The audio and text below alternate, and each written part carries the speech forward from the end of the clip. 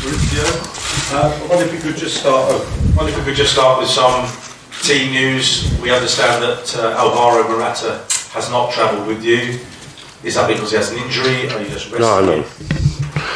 He played for 3 matches in a row, and so I thought that it was better for him to stay in Coman, to rest, and to have 2 good trainings. The problem is only Cesc. Tomorrow morning, this morning, he has fever, and so he had to stay in coma. This is the only problem, and so we call at the last minute Kanté. Вопрос был по небольшим новостям из команды, в частности по неприезду Альваро Мораты. Касалось ли это, было ли это связано с какой-то травмой? И ответ был такой, что Мората просто сыграл 3 матча подряд. Тренер решил, что ему лучше остаться дома, отдохнуть, никакой травмы нету. Небольшой вопрос по Сеску Фабрегасу перед завтрашним матчем, поскольку сегодня у него была температура и он отдыхал. Ну, это то, что вызывает основные вопросы перед завтрашним матчем. Alison. Maurizio has struggled and admitted that he was struggling and now seems to have found good form. Might not tempted to allow him to be flourishing rather than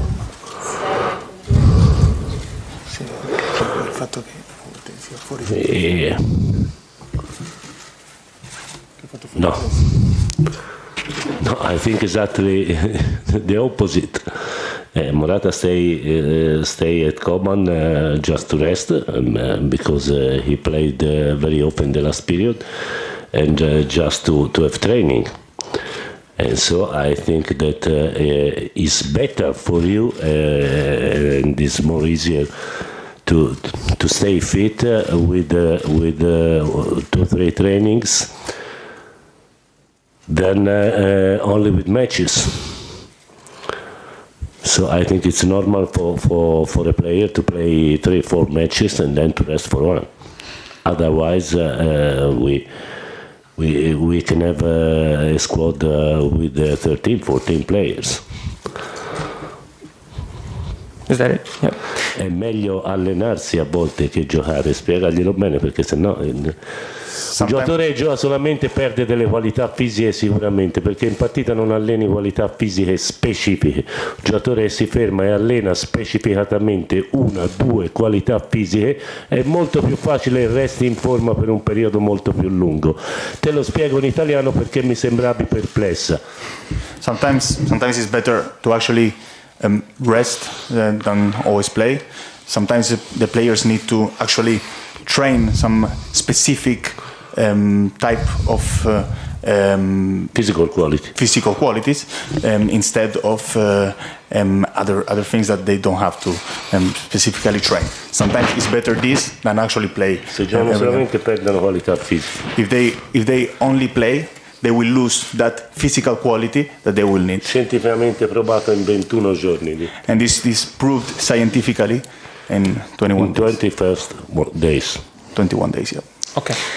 В продолжении обсуждения темы Мораты, не лучше ли было быть с коллективом и поддерживать свою игровую форму, продолжать развиваться, продолжать улучшать свое игровое состояние именно через игры, то есть не давать паузу. И ответ тренера основательный, касался того, что он считает в данном подходе лучше дать паузу с тренировками, причем со спецфизическими нагрузками. Такой подход он использовал и ранее, он считает его научно доказанным и обоснованным. Для нормального развития игрока и поддержания хорошей формы важно не только постоянно получать игровую практику, но и получать специальные физические нагрузки в перерывах. То есть они могут быть разной интенсивности, они могут быть узкоспециализированными, узконаправленными. Я считаю, что именно таким образом игрок может поддерживать свою форму на протяжении долгого времени. Соответственно, 3-4 игры он играет, показывает хороший уровень. После этого дает паузу, тренируется по специальной программе. В частности, вот не полетел на этот матч. И таким образом мы его используем по его максимальной возможности. Okay, go there. В прошлом году Арсенал предпочел провести предматчевую тренировку перед матчем в Борисове на своей клубной базе. Почему Челси проводит тренировку сейчас здесь на Динамо, а не на своей клубной базе, либо на стадионе в Борисове?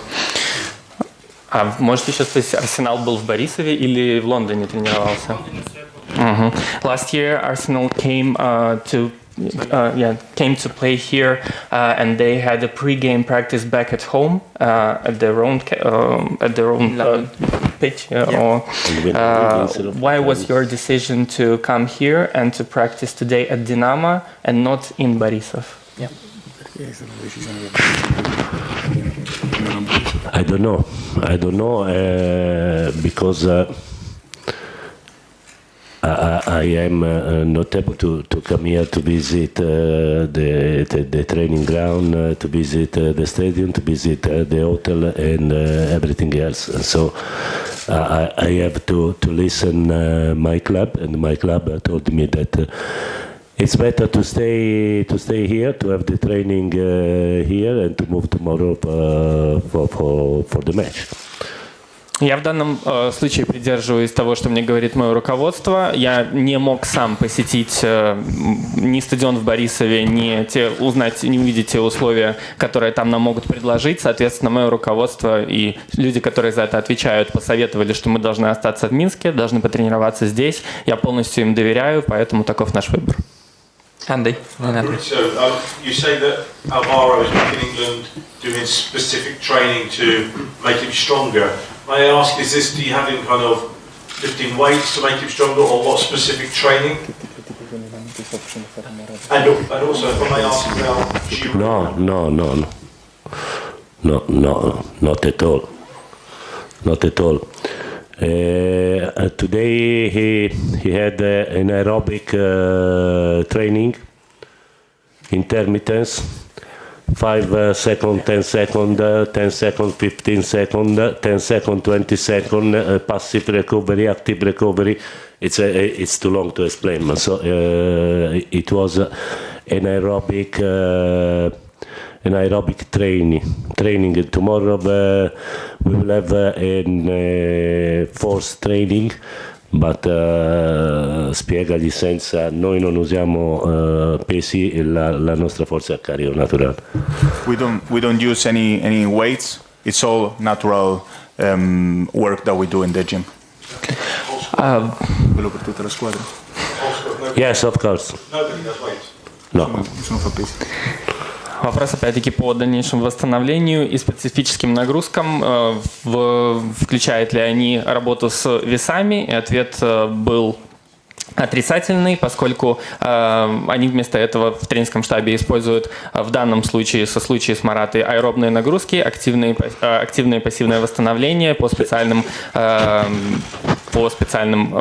программам, о которых он, естественно, сейчас не может говорить. И в целом они стараются не прибегать к работе с весами в физической подготовке. Соответственно, тренировки строят подобным образом. Okay, we've got two more. Also, because have you never seen a player with a weight on the pitch? I have never seen it. With the weight. With the weights on the pitch. Have you ever seen a player with the weights on the pitch? Естественно, игрока вы не увидите ни с гантелями, ни с весами на площадке, на поле, поэтому мы с ними так активнее работаем. Okay, Adam, and then the chap at the back. Eden Hazard has come with you. It's a very long flight. He's had a back injury. Is there any element of risk involved in that, or are you sure that he is completely over that problem? For our doctor, there is not any risk. Otherwise, he stay in Coban, of course. We thought that for him is better to play, not for 90 minutes, but to play after 2 weeks without playing. And so in the last match he played only for 30 minutes, and for us the best for him is that tomorrow he will play for 45-50 minutes. Вопрос состояния Азара, который как раз-таки Эдена Азара, который прилетел вместе с командой, несмотря на повреждение спины. Врачи разрешили ему полететь с командой и присутствовать здесь. Никакого риска доктора Челси в этом не видят. Иначе, если бы была хоть какая-то опасность, он, конечно, бы остался дома. Лучше ему, по мнению тренера, сейчас получать игровую практику после двухнедельной паузы. В последнем матче он сыграл что-то в районе 30 минут, поэтому мы сейчас думаем над тем, сможет ли он выдержать нагрузку в 45-50 минут завтра. Okay, last question, gentleman there. Microphone, can you please pass the microphone back? Thank you. Okay, last one. Александр Глеб, самый известный футболист в составе Бате. Хотелось бы узнать у Маурицио, насколько он знаком с этой фигурой. И Глеб на пике своей карьеры, когда там он был в самом правильном своем возрасте, лучшем, да, подошел бы он в системе Сарри, мог бы играть в его команде. Maurizio, the question to you whether you have heard about Alexander Gleb, who is on squad for Bate now. Do you think he could be a part of your team in his peak conditions, in his best shape, which was several years ago?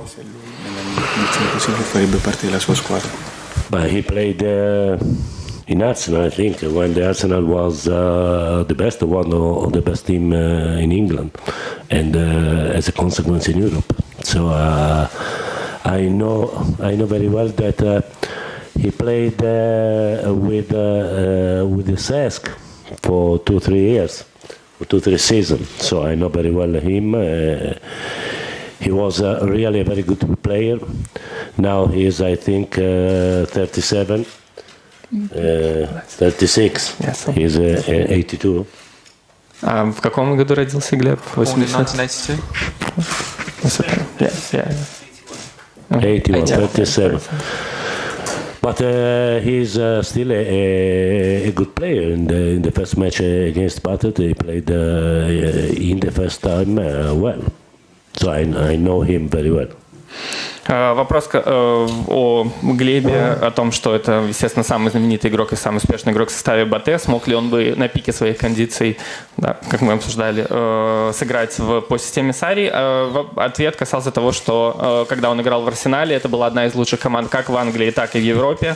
Я, соответственно, хорошо знаю его по комментариям от ЦСКА Фабригаса, который провел с ним 2 или 3 сезона. И, в принципе, даже в матче в Лондоне в течение первого тайма Александр смог себя очень хорошо проявить, несмотря уже на то, что у него достаточно зрелый футбольный возраст. Поэтому, да, конечно, я считаю, что он показывает отличный уровень. Okay, thank you very much. Good evening.